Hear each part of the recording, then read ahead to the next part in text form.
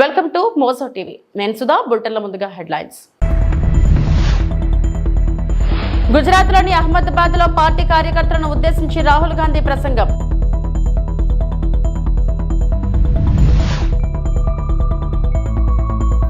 మార్కాపురంలో అంతర్జాతీయ మహిళా దినోత్సవ కార్యక్రమంలో పాల్గొన్న సీఎం చంద్రబాబు.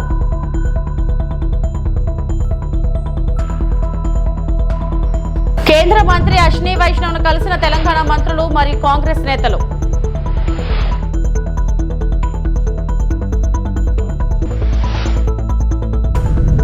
గుజరాత్లోని అహ్మద్లో రాహుల్ గాంధీ మాట్లాడుతూ భారతదేశ స్వాతంత్ర పోరాటంలో రాష్ట్రం కీలక పాత్రను హైలైట్ చేశారు. కాంగ్రెస్ పార్టీపై మహాత్మా గాంధీ ప్రభావాన్ని నొక్కి చెప్పారు. బ్రిటిష్ పాలనలో కాంగ్రెస్ నాయకత్వం కోసం ప్రయత్నిస్తున్నప్పుడు మహాత్మా గాంధీ మార్గదర్శక శక్తిగా ఉద్భవించి ఉద్యమాన్ని మరియు దేశ విధిని రూపొందించారని ఆయన అంగీకరించారు. భారతదేశానికి గొప్ప నాయకుడిని ఇచ్చినందుకు గుజరాత్కు రాహుల్ గాంధీ ఘనత ఇచ్చారు. గుజరాత్ లేకుండా మహాత్మా గాంధీ లేరని, గాంధీ లేకుండా కాంగ్రెస్ స్వాతంత్రం పొందలేకపోయి ఉండేదని అన్నారు. जब तक हम पूरा नहीं करेंगे, गुजरात की जनता हमें चुनाव नहीं जिताएगी. और सचमुच में हमें गुजरात की जनता से यह मांगना भी नहीं चाहिए कि आप हमें सरकार दीजिए, जब तक हमने अपनी जिम्मेदारी पूरी करी. जिस दिन हमने अपनी जिम्मेदारी पूरी कर दी, उस दिन मैं आपको गारंटी करके कहता हूं कि गुजरात के सारे लोग कांग्रेस पार्टी को अपना समर्थन दे देंगे.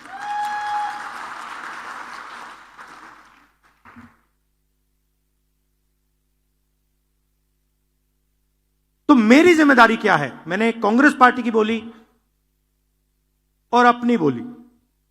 मेरी जिम्मेदारी क्या बनती है? जब कांग्रेस पार्टी को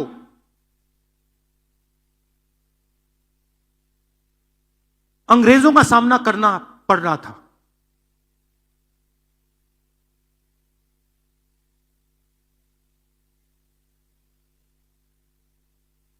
हम सब जगह नेतृत्व को ढूंढ रहे थे. अंग्रेज हमारे सामने थे,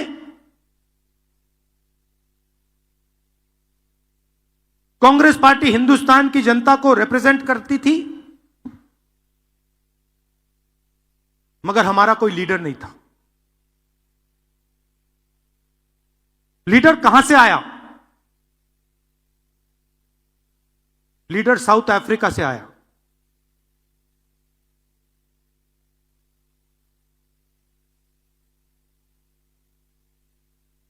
कौन थे? महात्मा गांधी थे. और किसने हमें दिए? साउथ अफ्रीका ने नहीं दिया. गुजरात ने कांग्रेस पार्टी को हमारा ओरिजिनल नेतृत्व दिया.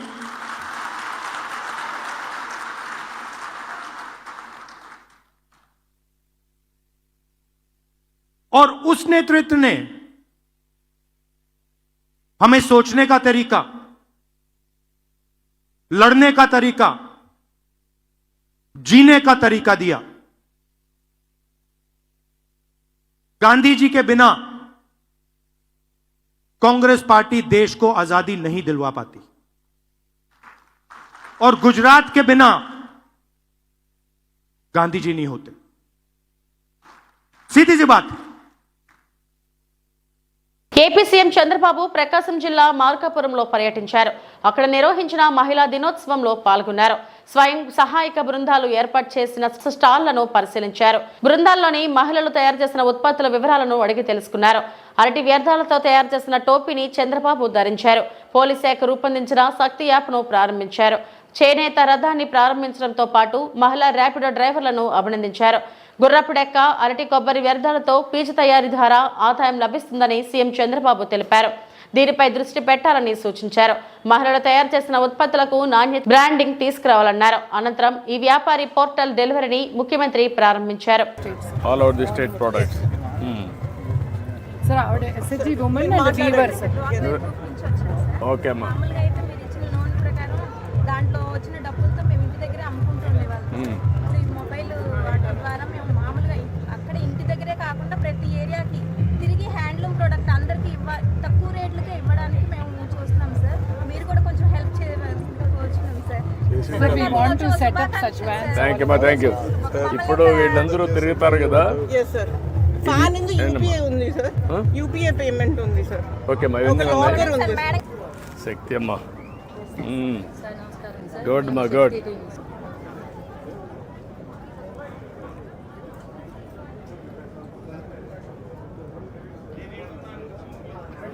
Very good. ఈరోజు దగ్గర 24 ఆర్గనైజేషన్స్ తో ఎంఓయూలు చేశాం, కొన్ని లక్షల మందికి ఉపాధి కల్పించడానికి. ఇది ప్రారంభం మాత్రం. ఎందుకు నేను ఈ మాట చెప్తున్నానంటే, నేను ఒకప్పుడు డాక్రా ఉమెన్ తయారు చేశాను, మెప్మా ఉమెన్ తయారు చేశాను. అందరూ నన్ను ఆ రోజు ఎగతాళి చేశారు. ఈ ఆడవాళ్ళు ఏం చేస్తారు, ఈయనకు కూడా ఏం పని లేదు, వీళ్ళు అనవసరంగా ప్రోత్సహిస్తున్నాడు అని నన్ను ఎగతాళి చేసిన వాళ్లే. నేను ఒకటి చెప్పాను, మా ఆడబిడ్డల శక్తి మీకు తెలియదు, చూసి చేపిస్తానని చెప్పి ఆ రోజు సవాలు విసిరాను. ఎన్నో ఆర్గనైజేషన్స్ అన్ని పుట్టాయి, మళ్ళీ ఆర్గనైజేషన్స్ కాలగర్భంలో కలిసిపోయినాయి. కానీ ఒకే ఒక ఆర్గనైజేషన్ డాక్రా మెప్మా ఎన్ని ఛాలెంజ్లు వచ్చినా, ఎన్ని సవాళ్లు వచ్చినా నిలదొక్కున్నాయి. ఆ రోజు ఎగతాళి చేసిన వాళ్ళందరూ మీ మీద ఆధారపడుతున్నారు. ఇప్పుడు ఎవరన్నా ఆఫీసర్ మీకు వస్తే ఈ ఊర్లో ఎవరు డాక్రా సంఘాలు అడిగే పరిస్థితికి వచ్చారు. ఒక రాజకీయ నాయకుడు వస్తే ఈ ఊర్లో ఎవరు డాక్రా సంఘాలు, వీళ్ళకి పరపతి ఎక్కువ ఉంది, వీళ్ళతో మాట్లాడాలని చెప్పే పరిస్థితికి వచ్చారు. మీరు రాజకీయాల్ని శాసించే పరిస్థితికి వచ్చారు, ఆర్థికంగా పైకొచ్చే పరిస్థితికి వచ్చారు. అందుకే నేను ఇప్పుడు ఒకటి ఆలోచించాను. ఈ రోజు మనకు డబ్బుల కొరత లేదు, అప్పులు కావాలంటే ఎంతైనా ఇచ్చే పరపతి సంపాదించుకున్నారు మీరు. అవసరమైతే 1,00,000 కోట్లు కూడా మీరు అప్పు తీసుకునే శక్తి మీకుంది. దానికి కారణం తిరిగి చెల్లిస్తున్నారు. బ్యాంకర్లకు కావాల్సింది డబ్బులు వాళ్ళ దగ్గర ఉన్నాయి, వాళ్ళు ఇస్తారు. ఇచ్చిన తర్వాత మళ్ళా చెల్లించాలి. ఒకసారి క్రెడిట్ రేటింగ్ బాగా ఉంటే డబ్బులకు ఇబ్బంది లేదు, ఎంతైనా వస్తుంది. ఈ రెండో చూసిన తర్వాత మీకు ఒక తెలివితేటలున్నాయి, ఒక ఆర్గనైజ్డ్ శక్తిగా ఉన్నారు. నేను అందుకనే ఈ రోజు మీరు చూస్తే వాళ్ళు చెప్పినట్టన్నీ మీరు ఇంటే ఒక ఆలోచన వస్తుంది, మీరెక్కడ ఫిట్ ఇన్ అవుతారో అని. మీ ఊర్లో ఉండి ఒక చిన్న హోటల్ పెట్టుకొని మీరు పారిశ్రామికవేత్తలుగా ఎదగడానికి మొదటి మెట్టుగా తయారు చేస్తానని మరొక్కసారి హామీ ఇస్తున్నా. మీరు ఆఫీసుకు పోతూ మీ మోటార్ బైక్ లో వేరే వాళ్ళకు డ్రాపులు చేసి 10 రూపాయలు సంపాదించుకునే మార్గం చూపిస్తున్నాను. అందుకే ర్యాపిడో తీసుకొచ్చారు ఇక్కడికి. ఇంకో పక్క ఫ్లిప్కార్ట్ లాంటి వ్యవస్థలు తీసుకొచ్చారు. వాళ్ళు మీరు తయారు చేసే వస్తువుల్ని ప్రపంచ మార్కెట్ కు చేరవేయడం, మీకు కావలసిన నైపుణ్యాన్ని నేర్పించి మిమ్మల్ని ఒక. తెలంగాణ కాంగ్రెస్ నేతలు కేంద్ర మంత్రి అశ్విని వైష్ణవ్ ను శంషాబాద్ విమానాశ్రయంలో కలిశారు. పెండింగ్ రైల్వే ప్రాజెక్టులపై ప్రభుత్వం తరపున వినతి పత్రాలను అందజేశారు. వాటిని త్వరితగతిన పూర్తి చేయాలని కోరారు. మంత్రులు సీతక్క, కొమిటిరెడ్డి, వెంకటరెడ్డి, కొండా సురేఖ, ఎంపీలు బలరాం నాయక్, చామల కిరణ్ కుమార్ రెడ్డి కేంద్ర మంత్రిని కలిసిన వారిలో ఉన్నారు.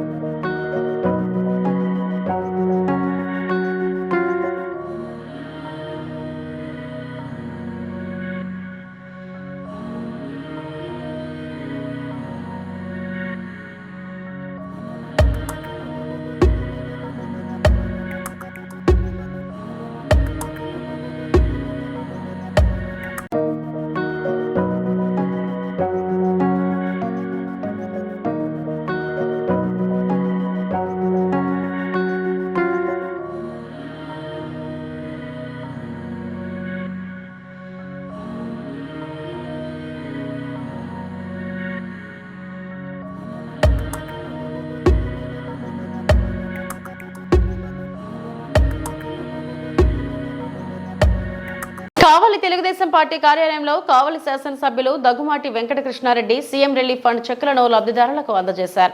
మహిళా దినోత్సవం రోజు సీఎం సహాయ నిధి చెక్కులు పంపిణీ చేయడం చాలా సంతోషంగా ఉందని అన్నారు.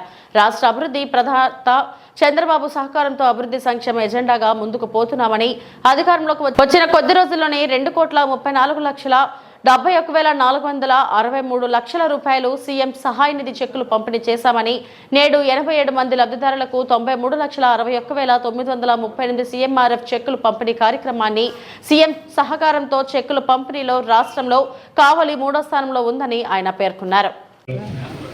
7 లక్షల రూపాయలు చేకూర్చి 7 లక్షల రూపాయలు జైతు పెళ్ళేటి చిరంజీవి అమ్మ 94 లక్షల రూపాయల డబ్బుల్ని ఈ రోజున సీఎం రిలీఫ్ కింద ఆరోగ్యపరంగా ఇబ్బంది పడ్డ వ్యక్తులకి ఈ రోజు చెల్లించడం జరుగుతుందని కూడా తెలియజేస్తున్నారు.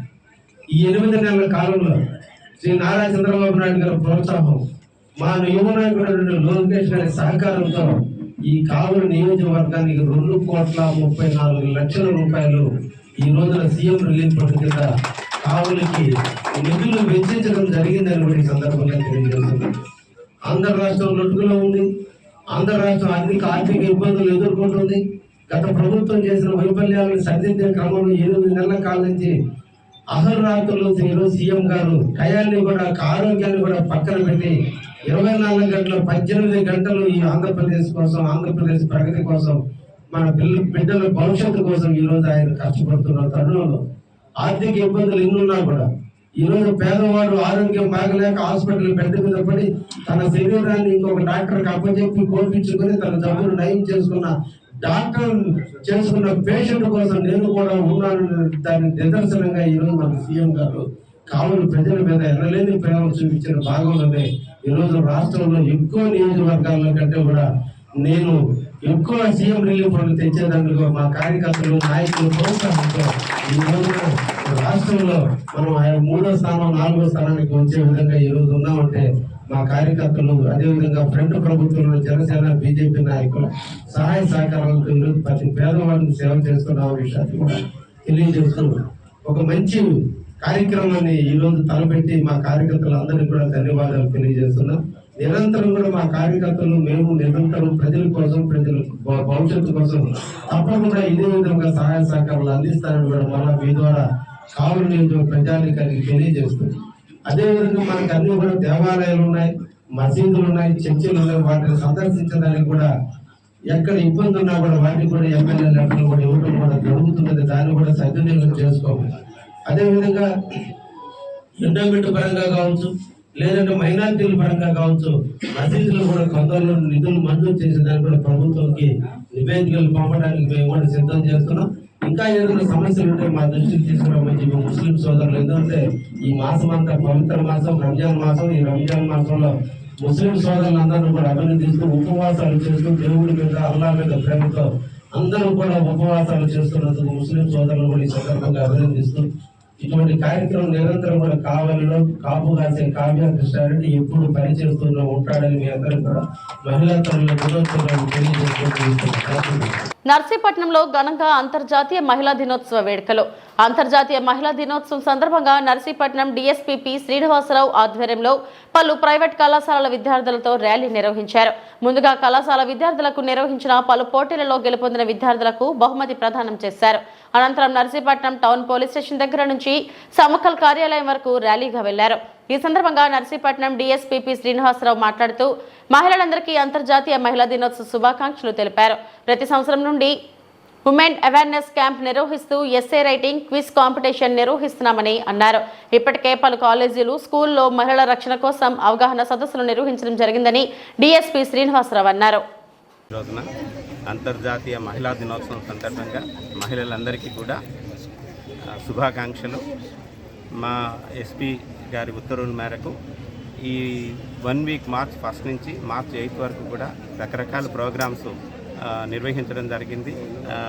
ఓపెన్ హౌస్ అని, తర్వాత హెల్త్ మీద చెకప్స్ కానీ, తర్వాత ఎస్ఏ రైటింగ్ కాంపిటీషన్ కానీ, ఎలక్యూషన్ కాంపిటీషన్స్ కానీ, అట్లాగే విహారయాత్రలకు తీసుకోవడం మా స్టాఫ్కి, ఇవన్నీ కూడా నిర్వహించడం జరిగింది. అందులో భాగంగా ఈ రోజున మహిళా దినోత్సవం రోజు మన నర్సీపట్నం సబ్ డివిజన్లో Narsipatnam town police station, rural police station వారి ఆధ్వర్యంలో ఇక్కడ ర్యాలీ కూడా, స్టూడెంట్స్తో ర్యాలీ కూడా నిర్వహించడం జరుగుతుంది. ఆ ర్యాలీకి అందరూ కూడా, విద్యార్థులందరూ కూడా వచ్చారు. వాళ్ళందరికీ కూడా థ్యాంక్స్ చెప్తూ, అట్లాగే ఎవరైతే పార్టిసిపేట్ చేశారో ఈ కార్యక్రమాల్లో వాళ్ళకి ప్రైజెస్ కూడా డిస్ట్రిబ్యూట్ చేయడం జరిగింది. వాళ్ళందరికీ కూడా మహిళా రక్షణపై అవగాహనలు కల్పించడం జరిగింది. ఏలూరు జిల్లా జంగారెడ్డిగూడెం సుబ్బారెడ్డి కాలనీలో 3 రోజుల క్రితం రాత్రి సమయంలో 3 వ్యక్తులు ఇల్లు అద్దెకు కావాలని వచ్చి వృద్ధురాలపై దాడి చేసి ఆమె చేతికి ఉన్న బంగారు గాజులు, మెడలోని చంద్రహారం దొంగిలించుకు వెళ్లిన కేసులో పోలీసులు నిందితులను అరెస్టు చేశారు. అరెస్ట్ అయిన ముద్దాయిలు వ్యసనాలకు అలవాటు పడి అప్పులు తీర్చడానికి ఒంటరిగా ఉంటున్న వృద్ధురాలపై దాడి చేసి బంగారు ఆభరణాలు దొంగిలించారని, 3 ముద్దాయిలలో ఒక గుత్తిశ్రీను, 2 మొహమ్మద్ అలీషా అనే వారిని అరెస్టు చేశామని, నిందితుల వద్ద నుండి 2,50,000 రూపాయలు విలువ చేసే 34.45 గ్రాముల బరువు కలిగిన 3 బంగారు గాజులు స్వాధీనం చేసుకున్నామని, పరారీలో ఉన్న 3వ నిందితుడిని త్వరలోనే అరెస్టు చేస్తామని జంగారెడ్డిగూడెం డిఎస్పీయు రవిచంద్ర తెలిపారు. మనకి జంగారెడ్డిగూడెం పట్టణంలో ఈ నెల 4వ తేదీన ఒక వృద్ధ మహిళ ఇంట్లో ఒంటరిగా ఉంటున్న సమయంలో 3 వ్యక్తులు ఆ ఇంట్లోకి ప్రవేశించి ఆవిడ దగ్గర ఉన్నటువంటి మెడలోని హారం ఒకటి, అలాగే చేతికి ఉన్నటువంటి ఒక 3 గాజులు దొంగతనం చేయడం జరిగింది. ఈ గాజులు ఇవి లాక్కునే క్రమంలో ఆ చేతికి కూడా, ఆ ముసలావిడ చేతికి కూడా తీవ్ర గాయం కలగజేయడం కూడా జరిగింది. తర్వాత వీళ్ళు పారిపోయారు. తర్వాత వెంటనే వాళ్ళు పోలీస్కి ఇన్ఫామ్ చేయగానే ఇమ్మీడియట్గా ఎస్ఐ గారు, సిఐ గారు అందరూ కూడా టీము ఈ కేసులో దర్యాప్తు మొదలుపెట్టారు. ఇందులో మనకు ప్రధానంగా సీసీ కెమెరాల ద్వారాను, కొన్ని సాంకేతిక పద్ధతుల ద్వారాను ముద్దాయిల యొక్క ఆచూకీని కనుగొనడం జరిగింది. ఇందులో ముఖ్యంగా 3 ముద్దాయిలు పార్టిసిపేట్ చేశారు. అందులో గుత్తాసీన్ అనే అతను బుట్టాయిగూడెం కృష్ణాపురంలో ఉంటూ జంగారెడ్డిగూడెంలో టెంపరీగా నివాసం ఏర్పరచుకొని మట్టి పనులు చేస్తూ ఉంటాడు. అలాగే షేక్ ఫహీం అనే అతను జంగారెడ్డిగూడెంలోనే ఉంటూ ఈ చికెన్ కొట్లో పనిచేస్తూ ఉంటాడు. అట్లాగే ఇంకొక అతను షరీఫ్ అని హైదరాబాద్, వరంగల్ ప్రాంతానికి చెందినటువంటి 3వ వ్యక్తి. వీళ్ళు 3 కూడా చిన్న చిన్న పనులు, అతను హోటల్ దుకాణంలో వంట మాస్టర్గా పనిచేసేవాడు. ఈ 3 కూడా కలిసి మందు తాగే క్రమంలో స్నేహితులయ్యి, ఇందులో ఈ ఫహీం అనే వ్యక్తి క్రికెట్ ఆడటానికి అటు పిరమిడ్ వైపు ఉన్న గ్రౌండ్లో వెళ్ళే క్రమంలో దారిలో ఉన్నటువంటి ముసలమ్మ ఒంటరిగా నగలు వేసుకొని ఉండటం ఇది గమనించి వీళ్ళతో డిస్కస్ చేసి దొంగతనం చేయడం జరిగింది. వీళ్ళని వెంటనే ఈ సాంకేతిక పద్ధతుల్లో వీళ్ళిద్దరిని కూడా, ఇందులో ఫహీం, గుత్తాసీను ఇద్దరిని కూడా అరెస్ట్ చేయడం జరిగింది. వీళ్ళ వద్ద నుంచి ఆమె దగ్గర దొంగిలించినటువంటి 3 బంగారు గాజులు కూడా రికవరీ చేయడం జరిగింది. అట్లాగే ఇందులో షరీఫ్ అనే అతన్ని అరెస్ట్ చేయాల్సి ఉందండి. 3వ అతన్ని అరెస్ట్ చేసి ఇంకొక చైన్ ఒకటి రికవర్ చేయాల్సి ఉంది. గతంలో 2011-12 ప్రాంతంలోనే జీలుగుమిల్లి, అశ్వారావుపేట ఈ ప్రాంతంలో ఇలా దొంగతనాలు చేసిన కేసులు ఉన్నాయి. అలాగే మన బుట్టాయిగూడెంలో కూడా కొన్ని కేసులు ఉన్నాయి ఈ శ్రీను అనే అతని మీద. అలాగే ఫహీం అనే అతని మీద జంగారెడ్డిగూడెం, లక్వరం పోలీస్ స్టేషన్లో ఈ పేకాట కేసులు, అలాగే దొంగతనం కేసులు కూడా ఇతని మీద ఉన్నాయి. అలాగే 3వ వ్యక్తి, ఇప్పుడు పరారీలో ఉన్న వ్యక్తి షరీఫ్ అనే అతని మీద కూడా తెలంగాణలో అనేక ప్రాంతాల్లో అతని మీద దొంగతనం కేసులు ఉన్నాయి. పశ్చిమ గోదావరి జిల్లా భీమవరం బిఆర్ అంబేద్కర్ సాంస్కృతిక భవనం ముందు కృపా నివాస్ సోషల్ సర్వీస్ ఆర్గనైజేషన్ వారు మహిళా దినోత్సవం నిర్వహించారు. ఈ కార్యక్రమానికి ముఖ్య అతిథిగా జిల్లా కలెక్టర్ చదలవాడ నాగరాణి పాల్గొన్నారు. జిల్లాలోని వివిధ రంగాలలో సమాజానికి ఆదర్శప్రాయంగా ఉండే మహిళలకు వారి ప్రతిభను గుర్తించి అవార్డులు అందజేశారు. కార్యక్రమంలో వావిలాల సరళాదేవి సావిత్రిబాయి పూలే అవార్డును ప్రదానం చేశారు. ఈ సందర్భంగా సరళాదేవి ఆర్గనైజేషన్ వారికి ధన్యవాదాలు తెలియపరుస్తూ మహిళలపై నానాటికి పెరిగిపోతున్న ఈ విషపూరితమైన రోజులు పోవాలి అంటే ప్రభుత్వాలు, న్యాయ వ్యవస్థ సకాలంలో నిందితులకు శిక్ష విధించి మహిళలపై జరుగుతున్న అరాచకాలు తగ్గి మనం మహిళా దినోత్సవం ఆనందంగా జరుపుకునే రోజులు రావాలి అని అన్నారు. ఈ కార్యక్రమం ఆర్గనైజేషన్ సభ్యులు జి సత్యసుధామ, ఎం జ్యోతిల ఆధ్వర్యంలో నిర్వహించారు. కార్యక్రమంలో వివిధ రంగాలలో రాణిస్తున్న మహిళా నాయకులు పెద్ద సంఖ్యలో పాల్గొన్నారు. ఏదో ఒక చోట అమానుషంగా బలైపోతున్న తీరు కూడా రోజు రోజుకి కూడా మానవత్వం మర్చి మృగాల నిజంగా ఒక్కొక్కసారి నాకు అనిపించేది ఏంటంటే, అటువంటి సంఘటనలు జరుగుతున్నప్పుడు, వింటున్నప్పుడు, చదువుతున్నప్పుడు మనుషుల మధ్య కంటే అడవిలో ఉంటేనే మా మహిళలు సురక్షితమేమో అనిపించేస్తుంది. అంత క్రూరంగా మరి అంత భయానకంగా మరి పురుషులు కొంతమంది అలా ఉండడం వల్ల చాలా బాధ, చాలా ఆవేదన వ్యక్తమవుతుంది. మరి ఆనాడు మహాత్మా గాంధీ గారు ఎందుకు అన్నారా అన్న విషయం ఎప్పుడు ఆయన మరి ఎప్పుడో 47 స్వతంత్రం రాకముందు అన్నారు, స్వతంత్రం వచ్చాక అన్నారో నాకు తెలియదు.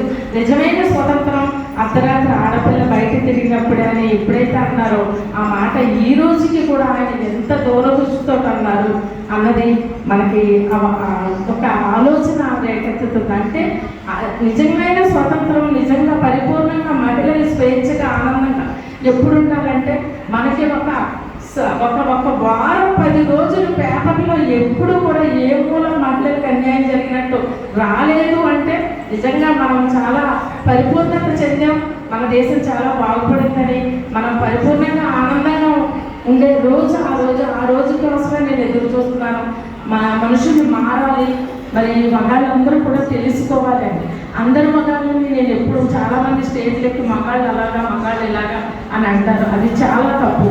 ఈరోజు మనము ఇలా మాట్లాడుతున్నాం, ఇలా చేస్తున్నాము అని అంటే పూర్వం ఒక సతీ సహగమనం కానివ్వండి, బాల్య వివాహాలు కానివ్వండి, మహిళలను ఆర్థికంగా, సామాజికంగా, రాజకీయంగా ముందడుగు వేస్తామంటే పశ్చిమ గోదావరి జిల్లా ఆచంట మండలం సిద్ధాంతం కోడేరు లంక గ్రామంలోని జిల్లా మత్స్యకార సొసైటీ అధ్యక్షులు మహిళా వసంతరావు మత్స్యకారులను కలిసి వారి యొక్క సమస్యలను అడిగి తెలుసుకున్నారు.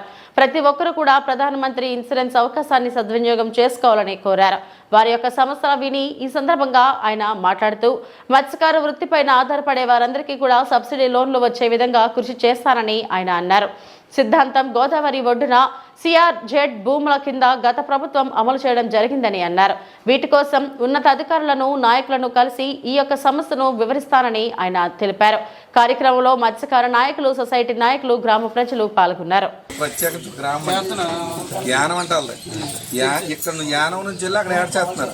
ఈ మత్స్యకార భరోసా ఎప్పుడైతే వస్తుందో వీళ్ళందరూ ఇక్కడికి వచ్చేస్తున్నారు. అలాగే ఇప్పుడు కాకినాడ ఉంది, కొవ్వూరు ఉందండి, కొవ్వూరు. వీళ్ళు ఏం చేస్తారు, ఉత్తప్పుడు కాకినాడ నుంచి వచ్చిన వాడబజ్జీలు వాళ్ళందరూ చాలా మంది వాడబజ్జీలు వీళ్ళు ప్రత్యేకించి కొవ్వూరులోనే ఉంటారు. వీళ్ళందరూ వచ్చి వీళ్ళు అక్కడికి మత్స్యకార భరోసా వచ్చేటప్పటికి మొత్తం అందరూ ఆడికి వెళ్ళిపోతారు. ఏంటంటే ఇప్పుడు మరి ఇక్కడ వరకు వేళ మనకు మాట్లాడటానికి అవకాశం ఉంది. మనోడు ఇందాక కృష్ణారావు గారు నాలుగు అడిగాడు అంటే చాలా చక్కటి కార్యక్రమం అడిగాడు. ఇక్కడ వరకు సిఆర్జెడ్ అని పెట్టేశాడు. సిఆర్జెడ్ అంటే ఎలాగా,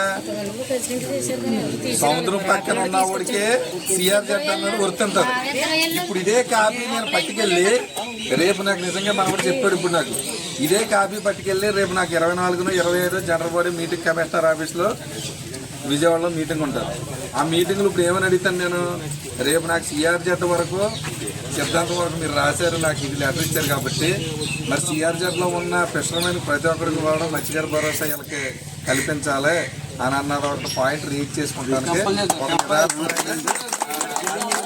అదొకటి కల్పించినట్టే లెక్క. మండలం సిద్ధాంతం గ్రామానికి మరి చుట్టుపక్కల ఉన్న ఫిషర్మెన్ సొసైటీలు మన కోడేర్లంక అలా ఉండే, అలాగే యలమంచిలి సంబంధించి ఇంకానే ఉండే హాసన్ నియోజకవర్గంలో ఉన్న ఫిషర్మెన్ ప్రధానమంత్రి మత్స్య సంపద యోజన కింద మరి ఇన్సూరెన్స్లు చేయించుకుంటామన్నది మరి ఇది సామాన్యమైన విషయం కాదు. దీన్ని మన వాళ్ళు ఏం చేస్తారంటే సులకనగా ఏదో ఇన్సూరెన్స్ అంట కదా అని అనేసి ఎవరో చెప్తే దీన్ని వదిలేసి మన ఏదో చేతల వరకే చెప్పారు ఏదోలే అని అనేసి అనుకుని దీన్ని వదిలేస్తున్నారు. కానీ దీంతో మన జీవితాలు, మత్స్యకారులు ఎవరైతే ఉన్నారో దీన్ని మన జీవితాలు మార్చినటువంటి పథకం మరి ఈరోజు కేంద్ర ప్రభుత్వం కానివ్వండి, రాష్ట్ర ప్రభుత్వం కానివ్వండి, మరి ఇటువంటి చక్కటి కార్యక్రమం మరి ఇక్కడ మన గ్రామాల్లో మనం ఎంత అదృష్టవంతులం అంటే ఓన్లీ ఫిషర్మెన్కే కలిగింది. ₹1 ఖర్చు లేకుండా ప్రధానమంత్రి గారు, సెంట్రల్ గవర్నమెంట్, స్టేట్ గవర్నమెంట్ మరి ఇన్సూరెన్స్ పాలసీ అన్నది చాలా చక్కటి కార్యక్రమం అన్నమాట. ఈ కార్యక్రమాన్ని మనం ఎంతైనా సరే ప్రతి ఒక్కరు కూడా 18 సంవత్సరాల నుంచి దాదాపుగా 55 సంవత్సరాల వరకు మనము ఈ ఇన్సూరెన్స్ అన్నది తప్పనిసరిగా చేయించుకుంటాం. మనందరికీ కూడా చాలా మన కుటుంబానికి మరి అండగా ఉండటానికి ప్రధానమంత్రి గారు మరి మనకి ఇంత చక్కటి కార్యక్రమం మనం విశ్రమంలో పుట్టడం అదృష్టమని ఈ సందర్భంగా మీ అందరికీ కూడా నేను తెలియపరుస్తూ ఉన్నాను. ఇన్సూరెన్స్ పాలసీ కట్టించుకోవాలంటే మనం ఈ ఇన్సూరెన్స్ ఈ యొక్క బొమ్మ ఉందో చూసారా, ఇదే ఇన్సూరెన్స్ కడతారు కానీ ఇన్సూరెన్స్ గానే ఉండదు. మరి ఈ ఇన్సూరెన్స్ ఈ సింహలు మరి మన ఫిషర్మెన్కి ఇన్సూరెన్స్ కింద వర్తింతుందంటే మనం చాలా అదృష్టవంతులమని నేను మీ అందరికీ కూడా ఈ మన సిద్ధాంతం గ్రామం తరపున మరి ఈ చక్కటి కార్యక్రమాన్ని ఎక్కడో మారుమూలలో ఉన్న కార్యక్రమాన్ని మరి మన సొసైటీ వాళ్ళు మరి నాగమల్లేశ్వరి గారు మరి ఎంతో కష్టపడి మరి మారుమూలమైన దానికి పట్టుకొచ్చి ఇన్సూరెన్స్ కార్డులు ఇక్కడ చేయించాడంటే మనమందరం మీ అందరూ కూడా చాలా అభినందించవలసిన విషయం. మీరు ఎప్పుడు కూడా ఇటువంటి వాళ్ళు ఉంటేనే మన గ్రామాలు బాగుపడతాయి. మారుమూలలో ఉన్నా ఎక్కడున్నా మనకు చక్కగా గ్రామాలు బాగుపడతాయి. ఆయన నిజంగా నేను ఇంకా చెప్పలేదు. ఇక్కడ సొసైటీలో మొన్న రోజున భీమవరం వచ్చారు, భీమవరంలో చూశారు తప్ప ఇంకా ఇలా పెడతామని కాదు. మొన్న వెంటనే నాగమల్లేశ్వరి గారిని రోజు ఫోన్ చేసి సిద్ధాంతంలోను క్యాంపు ఏర్పాటు చేస్తున్నాను, పక్కన ఉన్న సొసైటీలు అందరినీ కూడా పేషెంట్ కూడా రమ్మంటున్నాను, మరి మీరు కూడా రావాలని నాకు ఫోన్ చేసి చెప్తే నేను చాలా ఆనందపడ్డాను. ఎందుకనంటే ఇలాగే ఎంకరేజ్ చేసే వాళ్ళు ఉండాలి. ఇలా ప్రతిదీ కూడా మరి మనం చేయించుకున్నట్లయితే. ఇవి ఇప్పటివరకు నా బులెటిన్ అప్డేట్స్. నమస్తే.